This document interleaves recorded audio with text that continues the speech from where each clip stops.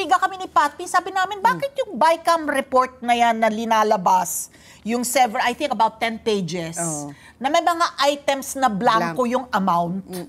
Pero pirmado, how can it be possible to affix your signature on pages na blanco yung alokasyon kung magkano? Yun ang unang-unang anomalya o controversy. Kasi pag pumirma ka ng BICAM report, kasi alam niyo yung BICAM report, subject to ratification, hindi pa final document yun. Correct. Although, pagdating sa plenary ng both houses at iraratify, hindi pwedeng amyendahan na yung BICAM report. It is only subject to rejection or ratification. Hindi nangyayari yung eto na yung BICAM report, magkakaroon pa ng debate pa sa, of course, pwede mangyari yun, bago mag-ratify, pwede may tumayo at mag-question. Ang mangyayari doon, i-reconstitute yung BICAM, ibabalik sa BICAM yung report, yung committee report, para pag-aralan muli. Pwede sana nangyari yon dahil kung nakita ng ilang senador at na-question nila sa floor bago magbotohan sa ratification na may mga blanco, valid yung ground para ibalik uli sa BICAM, mag-reconstitute yung BICAM at hindi i-ratify muna. Maski ma-delay yung pagpapasa ng budget at abutin pa ng Enero para magkaroon ng ilang panahon na magkaroon ng reenacted budget, mas mahalaga yon, mas mahalagang ma-correct yung mga mali kasi hindi pwedeng merong blanco.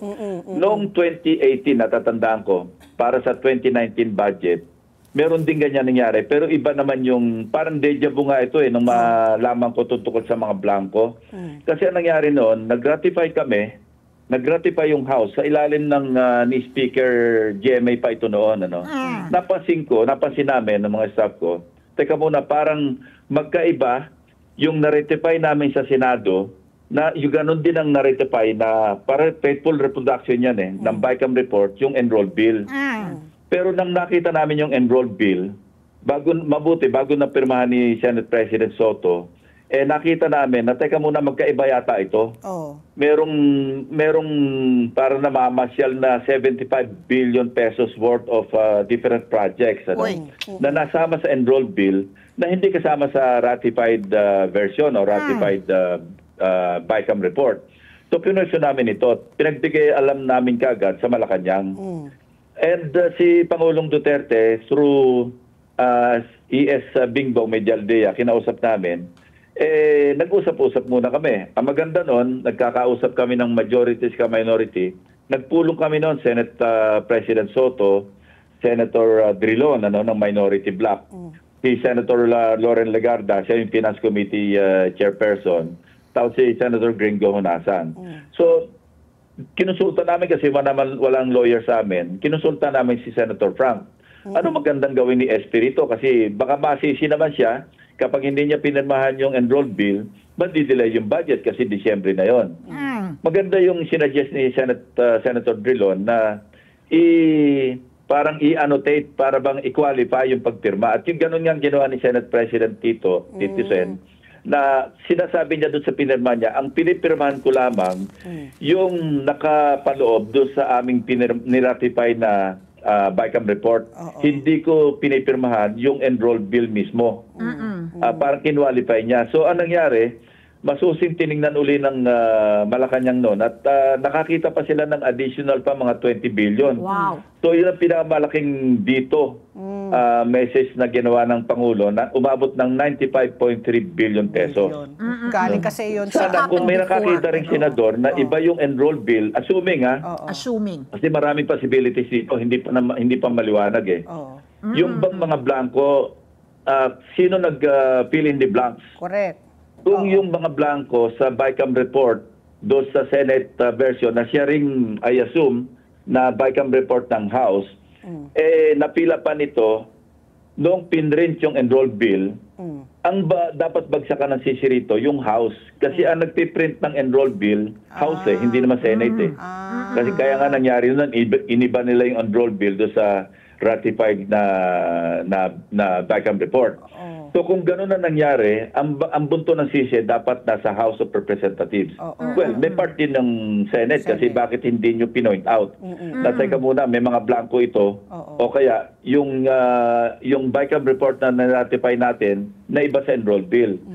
Ang isa pang problema na mas siguro, mas malaking controversy, kung as is, may mga blanco, I think most of the mga blank na appropriations nasa DA Department of Agriculture, meron sa NF, meron sa PCA, meron sa Fisheries, Office of the Secretary, may mga ganon, ano. Nakita ko mismo kasi napadala na ko ng kopya.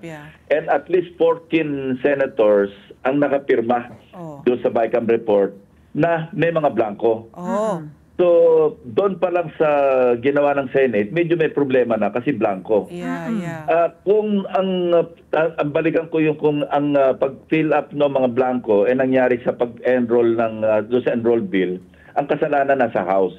Pero kung naipasa yung enroll bill na i-transmit sa Malacanang, na may mga blanco pa rin, sino na nag-fill up ng mga blanks? Malamang yung DBM. Or kung sino man yung mga ahensya pa na bago isumiti sa Pangulo para pirmahan yung mismong GAA, napilapan, pero ng executive branch. Mas anomalous yun kasi ang executive branch hindi pwede mag-amyenda. Pwede lang mag-veto, mag-line item veto, pero hindi pwedeng ibahin ng Malacanang kung ano yung tinransmit sa kanyang enroll bill. Hindi pwede mag-amyenda. So yun ang dapat tingnan natin. Madali lang namang makita yan para ma-pinpoint natin yung responsibility. I-compare natin yung ratified BICAM report doon sa enrolled bill. And it's no joke. Kung parehong-pareho yun at may blanco rin sa enrolled bill, lahat may kasalanan, both legislative at saka executive branch. Pero kung yung enrolled bill filled up, kumpleto, walang kasalanan ang Malacanang, ang may kasalanan lamang yung House of Representatives, pati na yung Senado. Let's get together, Sunday 25, Sunday 25.